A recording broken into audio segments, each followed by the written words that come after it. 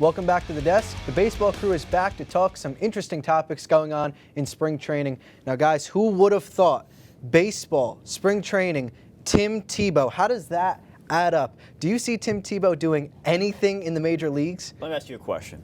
You are the general manager of a franchise. You have we'll call him a prospect, a 29-year-old prospect who hit 160 in fall league and struck out over half the time.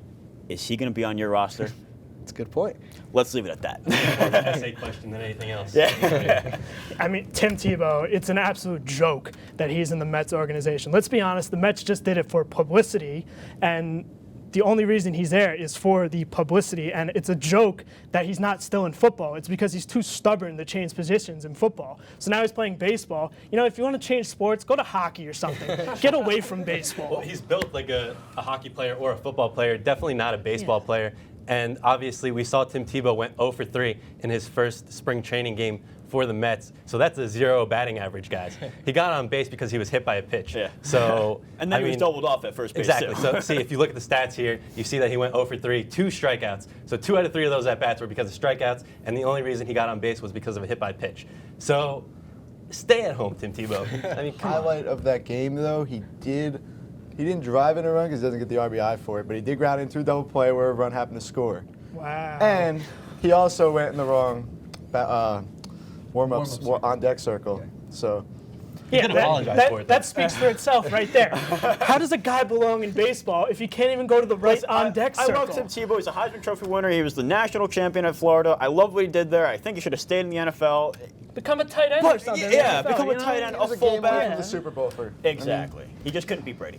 Now let's talk about a Mets player that people do care about and they want to see in the major leagues, and that's Matt Harvey. Will he ever get back to the dark night? Will we see those Harvey days return in Citi Field? Harvey did not look great in his first start back from surgery, but let's take a look at the 2016 stats. And I mean, for his last games he started, he was all right. What did he go? He had 4 runs and 1.2 innings, 4 hits and 3 Ks. In 2016, he had 92 innings pitched.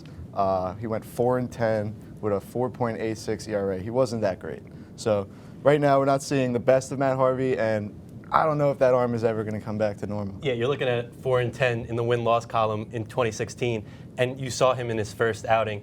Not a great outing, especially for the Mets caliber pitching that they have right now. That's not something you want to see out of a Mets starting pitcher, and that's not something you can see out of somebody like Matt Harvey, especially because they have such a stacked farm system that Matt Harvey can be replaced in a second. It's only one start. It's his first start of the spring. He's coming back off thoracic outlet syndrome. You see stars all the time struggle in their first start of the season in the spring.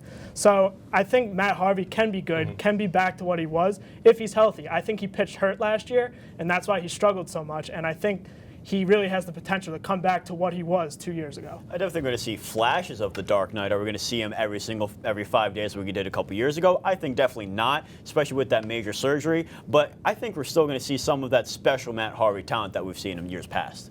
All right, to update us on the biggest spring training story, we bring in our correspondent, Joe Rea. Joe. Over the weekend, reports came out that the White Sox are placing Brett Lowry on the trade market. The former first-round pick batted .248 last year with 12 home runs in 94 games. He was once regarded one of the top prospects in all of baseball, expected to one day be an MVP caliber player. The Blue Jays acquired him in a trade in 2010, then traded him again in 2015. The player they got in return, Josh Donaldson, who went on to win AL MVP that same year. Teams interested in making a deal include the Rays, Mets, and the Toronto Blue Jays. If the Blue Jays reacquire Lowry, they get an MVP for free. Essentially, you are looking at the biggest steal in MLB history. Chris? Thank you, Joe. Now we'll have to wait and see where Lowry goes for the opening day roster, if he's even on an opening day roster. Now let's keep it local for opening day. The Mets, there might be some snubs. It's kind of tight. Who do you got not making the opening day or making the opening day? I actually have the man that was going to get that 5th starter spot, which is very up in the air right now. I'm going to go with Robert Gsellman.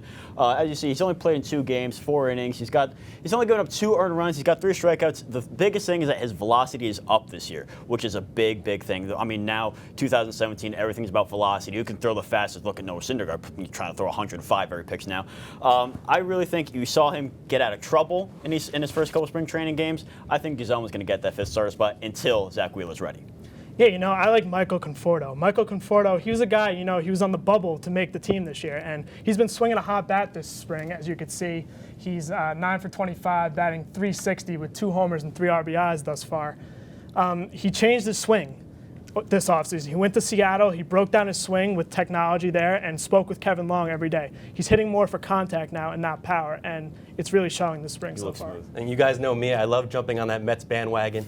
I'm going to go with TJ Rivera, the second baseman in the minors for the Mets. I think he has a really good chance of replacing Neil Walker, which he did in the second half of the season, last season when Neil Walker went down with an injury. So if you take a look at what TJ Rivera did in spring training this year, he batted .304 in 7. He was 7 for 23, with a .304 batting average, 1 home run, and 5 RBIs. So if Neil Walker ever goes down again, this is a solid guy to have as your backup. Off the bench. Absolutely. Exactly. Michael Conforto is obviously another guy that needs to prove himself from last season. He had a lot of strikeout issues. He's still going through those issues this spring. He has 7 strikeouts right now, more than he has hits.